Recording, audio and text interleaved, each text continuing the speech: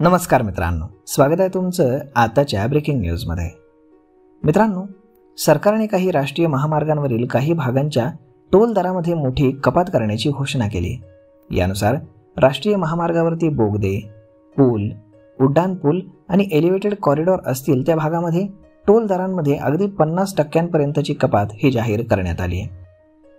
रस्ते वाहतूक आणि महामार्ग मंत्रालयानं राष्ट्रीय महामार्ग शुल्क नियम 2008 मध्ये टोल दर मोजण्याच्या सूत्रामध्ये सुधारणा केली आहे. या बदलासंबंधी 2 जून 2025 रोजी अधिकृतपणे अधिसूचना जारी करण्यात आली आहे. यामुळे आता टोल मोजण्याची पद्धत ही पूर्णपणे बदलली आहे आणि यामुळे प्रवाशांवरचा भार हा हलका होणार आहे. मंत्रालयाने जारी केलेल्या अधिसूचनेमध्ये सांगण्यात आले की असं बांधकाम झालेल्या राष्ट्रीय महामार्गाच्या भागामध्ये दरांची गणना ही 2 पद्धतीने केली जाईल. नवीन नियमानुसार असं स्ट्रक्चर असलेल्या महामार्गांच्या टप्प्यावरती टोलचे दर हे पुढच्या 2 पद्धतीने मोजले जातील आणि यापैकी जो दर कमी असेल त्यानुसारच टोलचा दर हा ठरवला जाईल. यामध्ये उर्वरित महामार्गांच्या सेक्शनमध्ये म्हणजेच पूल, बोगदा किंवा अशी संरचना असेल तर ती वगळून संरचनेच्या लांबीच्या 10 पट जोडून किंवा संरचनेच्या लांबीचा समावेश करून एकूण सेक्शनच्या लांबीच्या 5 पट यामध्ये स्ट्रक्चर म्हणजेच स्वतंत्र पूल, बोगदा, उड्डाण पूल किंवा एलिव्हेटेड हायवे असंही या सूचनेमध्ये मांडण्यात आलंय.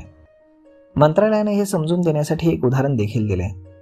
जर एखाद्या राष्ट्रीय महामार्गाची एकूण लांबी जर 40 किलोमीटर असेल आणि तो पूर्णपणे एक रचना असेल जसं की बोगदा, पूल, तर 10 × 40 म्हणजे 400 तर संरचनेच्या लांबीच्या 10 पट आणि 5 × 40 म्हणजेच 200 किलोमीटर एकूण सेक्शनच्या 5 पट. यापैकी कमी अंतर हे 200 किलोमीटर आहे.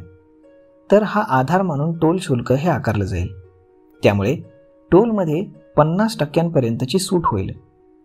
हा नियम येण्याआधी अशी संरचना असलेल्या भागामध्ये प्रवाशांना प्रति किलोमीटर 10 पट टोल द्यावा लागत होता, ज्यामधून त्यांच्या निर्मितीचा खर्च वसूल केला जात असे. मात्र यामुळे प्रवाशांवरती जास्तीचा भार पडत होता.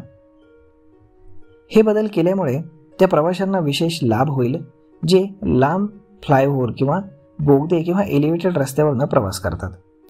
डोंगराळ प्रदेश असलेली राज्य, मेट्रो शहरांच्या बाहेरील बाजूस असलेला आउटर रिंग रोड, मोठे बोगदे, पूल असलेले रस्ते यावरनं प्रवास करणाऱ्यांना याचा लाभ होईल.